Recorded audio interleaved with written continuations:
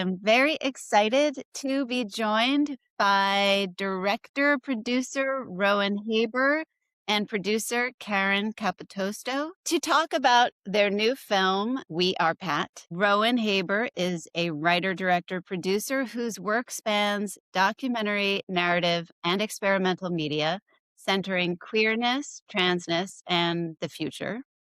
An NYU Tisch MFA and Sundance Momentum New Frontier Fellow. They directed the Tribeca premiering We Are Pat, which we're about to discuss, and the finale of FX's Pride, and have been named one of IndieWire's 8 best trans directors working today. Rowan, it's so nice to meet you here. It's great to meet you too. I'm excited to chat. Yay. And Caryn Capotosto is a 4-time Emmy-winning documentary producer behind such films as Want You Be My Neighbor, Best of Enemies, Feels Good Man, Little Richard, I Am Everything, and Lil Nas X, Long Live Montero. With We Are Pat, a Tribeca 2025 Jury Award recipient, she brings her talent for shaping emotionally rich, culturally incisive stories to a film about a 1990s SNL joke that became a flashpoint for debates over gender and representation. So, for people who only remember It's Pat as a 1990s punchline, how do you each describe what We Are Pat is doing? And what made this the right moment to devote a feature film to Pat? Yeah, definitely. I'll start and then Karen can pop in too. But it was interesting because I feel like we are having like a parallel cultural moment between, this moment in 2026 and also the 90s. Like in both of those situations, there was like this real kind of leftist push forward in terms of the way that we talked about gender and sexuality and like a big cultural push forward, and there's a huge right-wing backlash. And so I feel like that started, in our current time a while ago, but I feel like weirdly this is like more, it's such a relevant moment for Pat because Pat was born out of these similar political circumstances where we were like trying to, as a society, be like, what do we do with our like new conceptions of gender and sexuality, and how does that work for us, and like how do we conceive of this, um and so there's a bit of that like historical context, but also because now we've started like kind of having terms like non-binary, and because transness is much more visible, I think Pat was like bound to be unearthed and kind of brought up again and discussed because it kind of really did in a way foreshadow a non-binary identity. Not that that didn't exist back then, but we just didn't have that language, and Pat makes it really like visible and clear. Like people use Pat in their gender studies classes to show like their students how to talk about binary gender, and like so I think Pat is for now. And also the film is really funny and I think we all need a good laugh right now. So Agree. that's my answer. Yeah. No, I pretty much jotted down the very similar things to what you just said, Ro, in terms of I think just Pat being somewhat of a bridge between generations in the way that we're now looking, allowing us to look back now at gender, give it through our modern lens of and see how far things have evolved since then. And also, I think, yeah, that it's a lighthearted way to kind of bridge this generation gap that sort of exists in how we talk about gender now, and allowing people to both listen and laugh and think more about kind of how far we've come or how far we have not come in the moment that we're in at this moment. And I think also another good reason why it just was fortuitous timing for this film is that we were coming on the 50-year anniversary of Pat, and so it wasn't exactly like we planned it that way. It was sort of a happy accident, but it definitely provided some interesting challenges along the way, and also really good timing because I think being the perspective that we came to this project with, it was a different perspective than it would have been from an inside SNL sort of revision revisionist look at a character that came right out of there, and I think it just provided a lot of food for thought for the way people's art evolves over time and what you do with characters that have sort of outgrown, um, the way that they were presented when they first came out, whether Yeah. it's I in just movies I or just want TV to or comedy or whatever. Karen, you just said the 50th anniversary of Pat, but it's the 50th anniversary of SNL. Anniversary I of just I just SNL. want to make Sorry. sure. I'm Yeah, like, yeah, yeah, sorry. just to say, Right. Pat is still a spring chicken in my book. So Pat is not yet 50.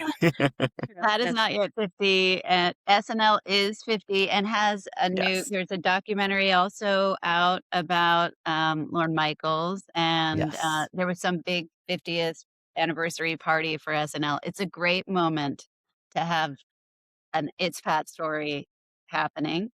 Um, Rowan, you talk in the film about realizing the punchline wasn't about me, it was me. And can you take us back to that shift for you and how that realization became an emotional engine for the film? Yeah, definitely. So, and if you watch the film, this is very much kind of like the introduction, but Pat is something that I was not even consciously aware that was sitting in my mind. Like I did not even remember that I remembered Pat, and then I was actually at a Sundance dinner, at, like, a weird steakhouse in Burbank. Like, everyone who lives in LA knows those, like, kitschy old steakhouses, and, we were joking about bad '90s movies that should never be remade, and we're like, "Gremlins, Cocoon," and then I was just like, "I wanna remake It's Pat," and so that literally was, like, the spark of, like, me having to go back and be like, "Wait a second, like, why am I even remembering this? What was it about this?" And then at that moment, I hadn't thought about Pat since then, and it was like my conceptions of Pat were still those, like, childhood conceptions. So I went back and rewatched It's Pat the movie, which was initially how I was, exposed to Pat. Like, I didn't actually watch the sketches when they were live. I was a little bit too young for that, but then the movie, like, I found this VHS at Blockbuster or something, and mostly because I was obsessed with the band Ween, and Ween was, like, in the movie, and I was like, "Oh, this is crazy." So, anyways, I went back and rewatched It's Pat the movie, and I realized, like, it was crazy because, first of all, like, my humor hadn't really changed since I was 10. I don't know what that says about me, but, like, I still thought the jokes were really funny, but I also had this, like, itchy feeling of, like, "Oh my god," like, I feel like this is laughing at me in a way because at the time now I'm more passing, but, like, at the time had a much more sort of, like, I guess, androgynous gender presentation, and I was getting very much like my whole life was like Pat at that moment. It was like, you know what I mean? Like you're going into a bathroom and you're like, oh my God, if I go. So, it's actually men are pretty chill when you go to the men's room. But like if you're going into the women's room, it's like, there's a man in here. And I get it. I really get it because like, I think there's a lot of good reasons to be afraid of like a strange man going into a women's restroom. But I was having all these awkward situations and I just was like, "Oh god, I really relate to Pat." And I also so that was like a strange feeling being like, "I am Pat."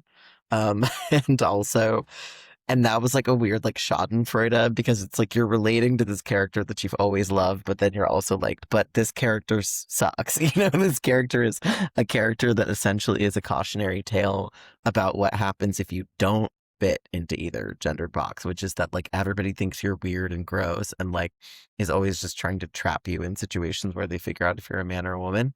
Um, so that to me just struck me as really interesting, like the sort of tension between being like, I'm getting laughed at, but also it's still really funny to me. And also, like, this thing is really offensive, but it's also weirdly prescient at the same time. Like, it's almost like this.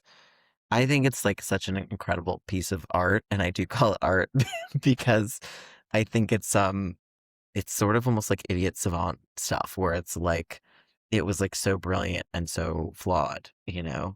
So and I also Yeah. what was fun about the experience of talking to people about it was that the there were so many different interpretations by everyone we talked to because of their own experience or perspective, that some people viewed it in one way as super offensive and others viewed it as, super ahead of its time and that Pat was an empowered and, you know, really kind of character that gave them visibility in a time when there wasn't any visibility and stuff. And so it was really interesting to talk to people whose perspectives might have been very opposite at the beginning, but after a conversation about it and kind of digging into some of the particulars about Pat, that that people could come out of it with a new appreciation or further, believe in what they originally thought or whatever, but there was a lot of different opinions, and I think our goal with the film wasn't really to change anybody's opinion necessarily, but just to hear the spread of everybody's different viewpoints and allow that to be a point of conversation, which often doesn't happen with charged topics anymore. So this, Yeah. I think, is a film that people will come out of, and it's a really kind of a conversation starter for, again, going back to the generational thing too. I think it's been fun to hear how people of different generations have differing perspectives on it and maybe learn something new or kind of feel like it's helped them understand something new that they were having a hard time getting their head around. Well, one of the fun surprises in the film that I think it's okay to reveal here, it's still extra exciting to see the film and we want everyone to watch it, is that you gain access to Julia Sweeney. So we actually learn how she created this character, why, how it was received on SNL when they started performing it. And I wonder how you went about that gaining access process and what you sort of approached Julia Sweeney with and in terms of what you wanted the film to answer for you and how she felt about it all. Yeah, I mean, we were so lucky to get Julia because I think, in the beginning, I knew that it was a really real possibility that we wouldn't get her, and also a piece of me thinks, if someone approached me about this, like, and I were Julia, I would say no. I really would. I would just be like, I don't want someone prying in my life. We all know how documentary crews are. You know what I mean? Like, I was just like, and also she's already been through the ringer a little bit in terms of the controversy around it. So, and she was saying yes from a place of not like, ooh, I want to be relevant again, but like, she was saying yes from a place of like curiosity and like wanting to hear my perspective and also wanting to share her perspective. And so I think that was something that was a surprise to me. But when we first approached her, I think I first went through her like contact me page on her website or something, and then she didn't respond. And then I had a friend who was like in her book club. So I was like, oh, let's go the book club route. And then my friend was like, I don't know about like just pitching her in the middle of book club. And I'm like, okay, fine. So then we just went the sort of traditional agent route, and that was what yielded results. But yeah, it was like it's interesting. I think our first interview, I was nervous, she was nervous, her husband was quite nervous because he was like, you said a bunch of things that if taken out of context like might not land well for you. And I think, and that's not all to call her out, but it's just saying like, I think there was like a learning curve throughout the documentary. And I think that what's cool is that the point is so not to cancel. The point is to have a conversation and to show that there's a learning curve and that we can approach like conflict from different generational angles, from different perspectives, and we can both grow from it. Because I think, yeah, like I just hope someone would extend that courtesy to me in terms of like if someone sees this film in 20 years, 30 years, and they're like, this is like problematic in X, Y, and Z way. I hope that they give me a call and and say, "Can we talk about this?" rather than just being like, this person sucks and this film is trash. But yeah, we had a great working relationship, and it was like for I think the whole film took 5 years, but we worked together for maybe 3 years or something. And I feel like we both joke that it's the most expensive therapy we've ever had. So Yeah. Yeah, and also, I mean, just the intentionality of it really matters, right? And after talking to her multiple times about it, it was really clear that there was no intention with her in that character of making fun of anyone or shaming anyone or anything. And even when we got her in conversation with younger trans and non-binary comics in a room, all of who had different opinions or knowledge levels about the character to begin with, it was just super. exciting to see them all kind of getting to know each other, kind of looking into each the motivations. She was just as curious as they were curious about their motivation for wanting to talk to her, which was really cool. And just the other thing about that is what was really cool about talking with Julia was, you know, beyond Pat and beyond the issues that our film talks about, just to think about comedy in general and about how, things in comedy are inevitably going to offend someone, probably. 90% of the jokes anyone tells is like meant to kind of poke fun at someone, whether maliciously or not, and there's varying degrees. But, that's an interesting thing that the film kind of talks about too, is just, comedy and allowing for what is the space, what's the gray area of comedy, and, what are you allowed to say, who's allowed to tell what jokes and all that. So, those are all things that we hit on, I think, in the film. Yeah. I can imagine I wanted to emphasize that point Rowan made about the idiot savant nature of art and Hmm. possibly Julia Sweeney with her art. It's so generous of you, and I think that there's such a generous spirit in how you must have approached her that also had a huge influence on her saying yes.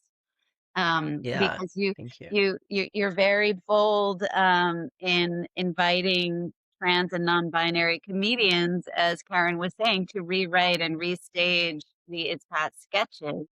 Mhm. And I'm curious what surprised you, maybe also Julia, about what, they chose to reclaim or mock or refuse to touch, which again goes to Karen's point about comedy and humor and what it means for different people with different perspectives and experience.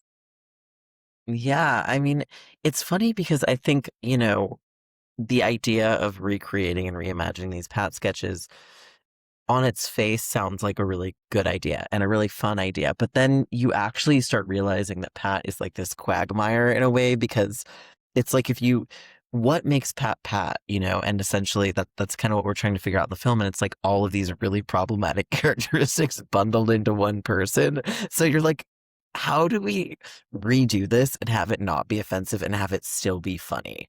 And that's where I kind of have a little bit of empathy for like these comedians who are like, I mean, even though I'm very much a leftist, but like, this idea of like comics where like you can't say anything anymore. Like, I don't agree with that, but I do understand how sometimes you're like, oh, how do I make something funny if it's like perfectly correct in terms of not Yeah, offending anyone? And there are ways to do it. People do it, but I can see how it becomes more difficult, specifically way more difficult if you're reviving this like 90s this thing that was like inherently its DNA is from the 90s, so it is offensive. Like I went back and rewatched all the original Pat sketches and I had to pull them off the Wayback Machine because NBC has taken a lot of them down. And so I was like scrubbing through the old SNL like episodes, entire episodes, and there was a sketch called Stock Talk that happened before Pat, and it was literally stalkers who were like male stalkers who like stalk women and were exchanging tips, and that was like the whole sketch. And I was like, this is so crazy. It's like you think Pat is offensive, and then you see that, and like yeah, we're not even talking about anything race really. Like the yeah. 90s was that way. So I think Mhm. Yes. it's really hard to think about how to reimagine these sketches and not have them be offensive. So I think I was a little it's interesting. I think I was a little surprised at how faithful they were to the original Pat. And Yeah,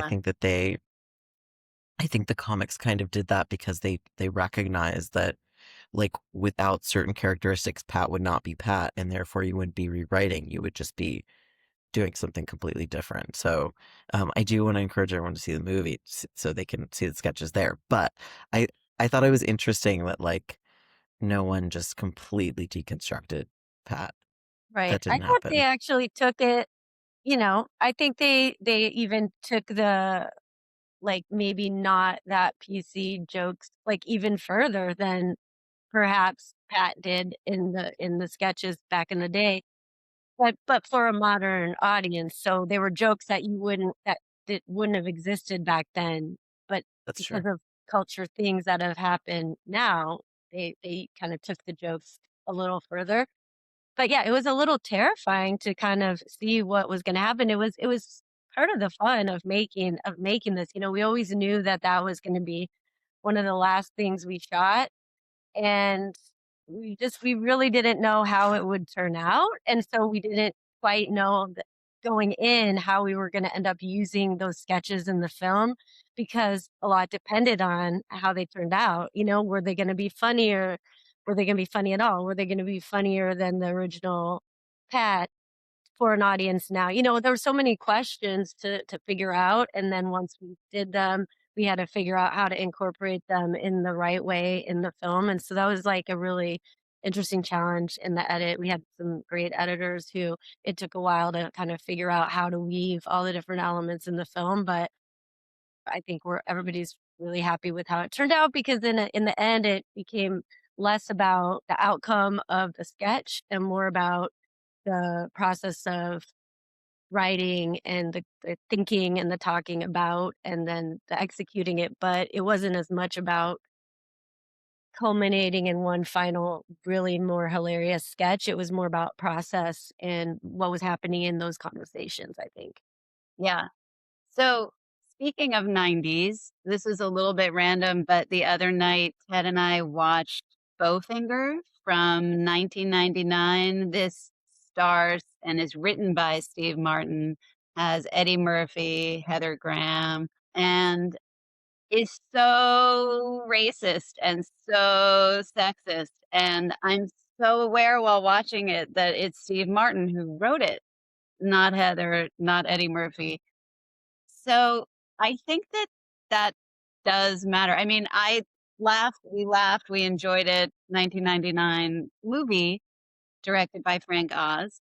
But, how for you all when you're, watching these sketches and you're thinking about humor can both kind of advance us, in our thinking, but can also be a tool of oppression. How do these jokes land differently depending on who is telling them? Yeah, this is a great question. So I think, think like in all that we do think it's always about perspective. Like, even when I like teach classes with students, it's like film classes, it's like the most important thing is your perspective, especially in documentary. Like what we want to know is what is your perspective coming in?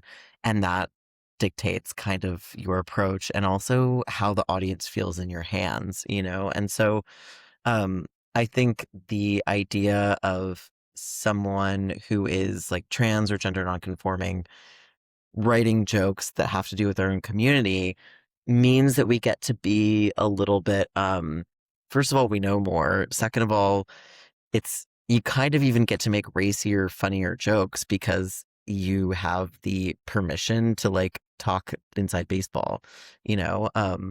So I think that there's a piece of that as well. And also like you're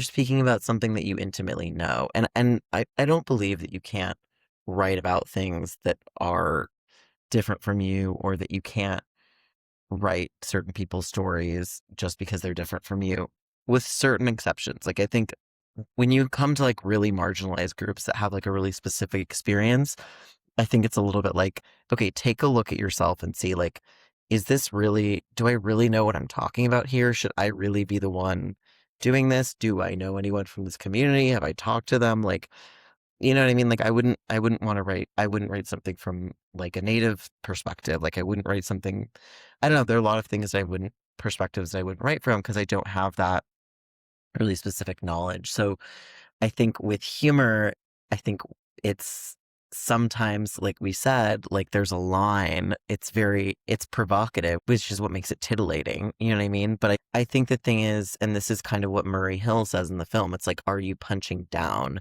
Where do you fit in terms of cultural capital?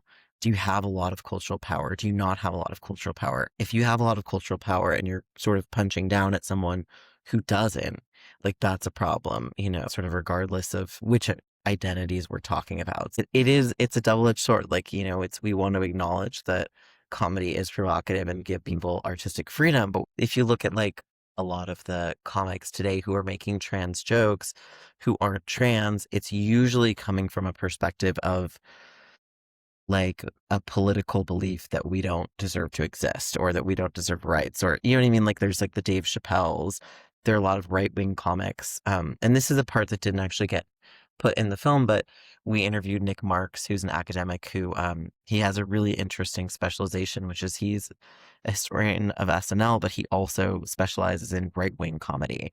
And so he's talking about all these like super MAGA comedians who are like, my pronouns are like fuck you, or my pronouns are, you know what I mean?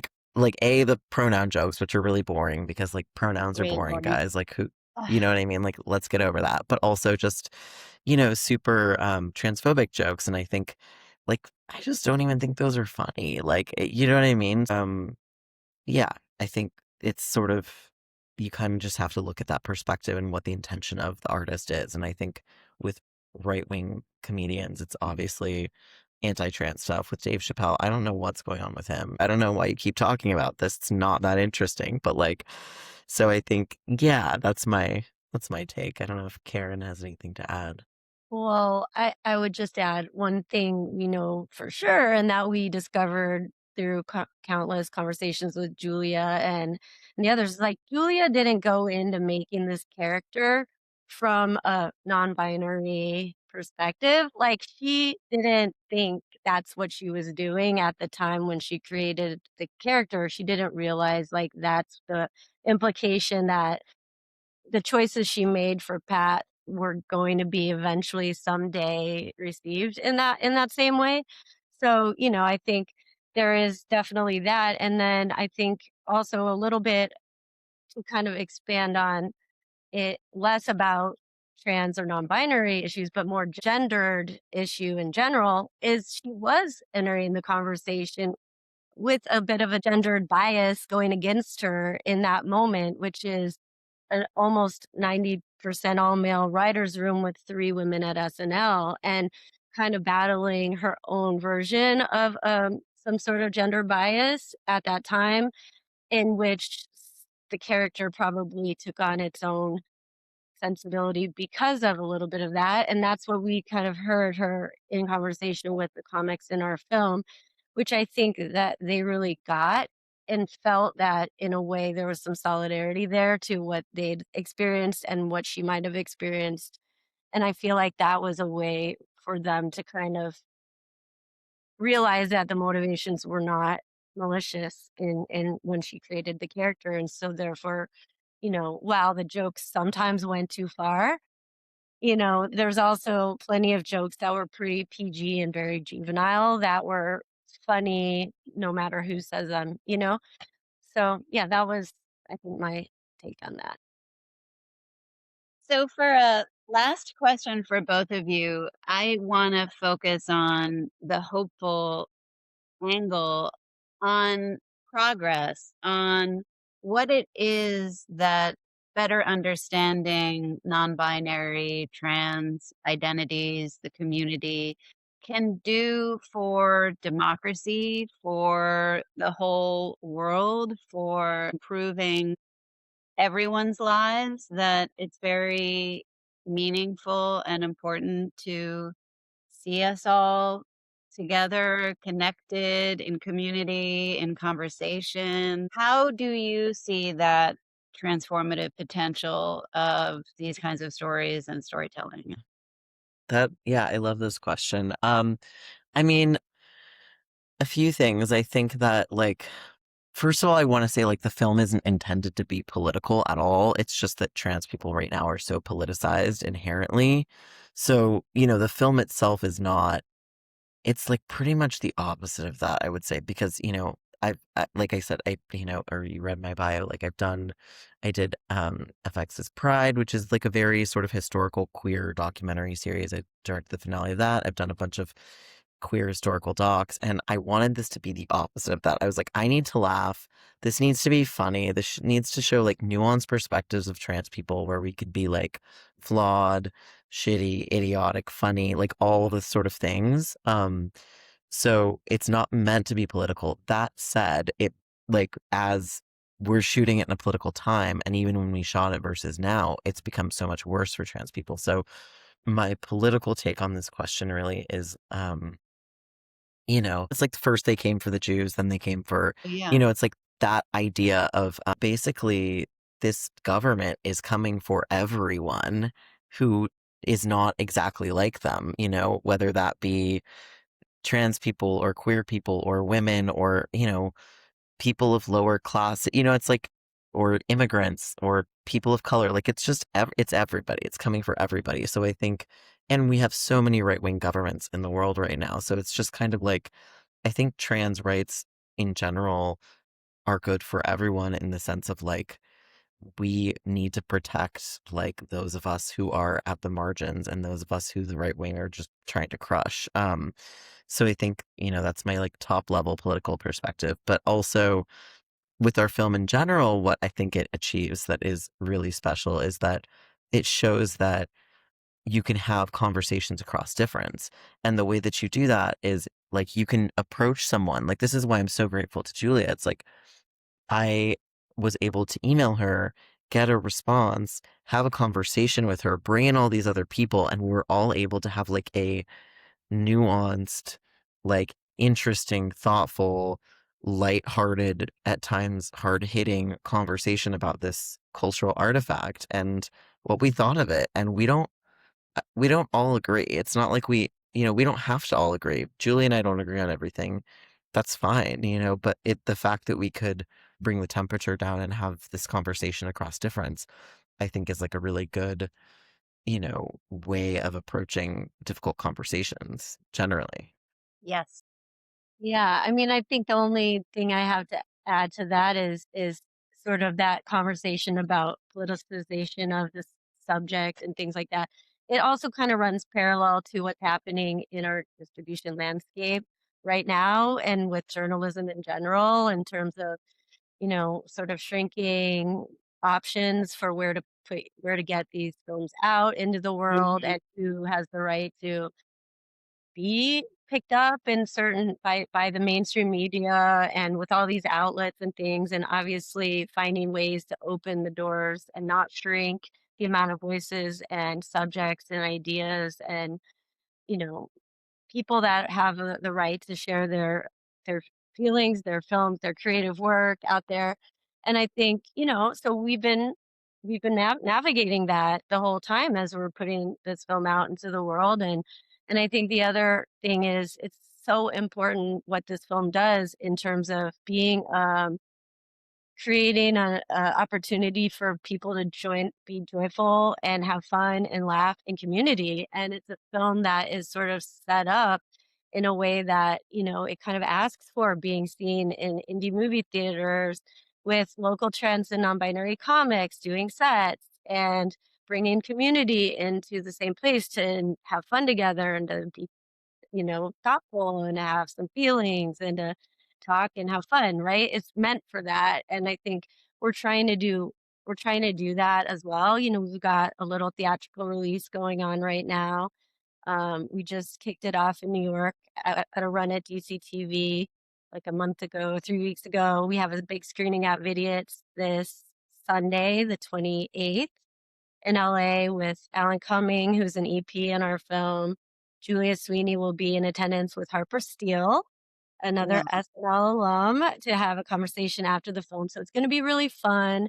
And, we've got a handful of screenings all over the country this summer and then their launch on all of the digital platforms so people can have their own little Pat watch parties. So, we're doing our best within the limited options for very wide distribution. We're hustling it and we're also trying to keep committed to that idea of bringing it to people so they can gather and be in a room together and in a movie theater. Yeah. So hopefully if you guys see a opportunity, please go see the film. Yes, yes, we're gonna put all the information on where everyone can see the film in the post, and so exciting. Congratulations on your digital release day today. We wish you the greatest success in getting everyone in the world to see this movie. Ted and I started watching this 3-hour documentary by Alex Ross Perry about video stores that's narrated Mhm. by a hawk. It's bizarre to look at how recent the history is of video stores. They were like big growth in the 80s and lasted through the 2010s, but their disappearance, aside from Vidiots, I mean, that's one great Mhm. location to go rent a movie and see your movies, but the whole technology changing, all of it, it's so rapid. I'm just thankful that we have great storytellers like you who are keeping it all moving forward and finding new ways to get your movies out there. And we are totally in support. So good luck with it. Thank you Thank you. so Thank much, you so Vanessa. much, Vanessa. Fun.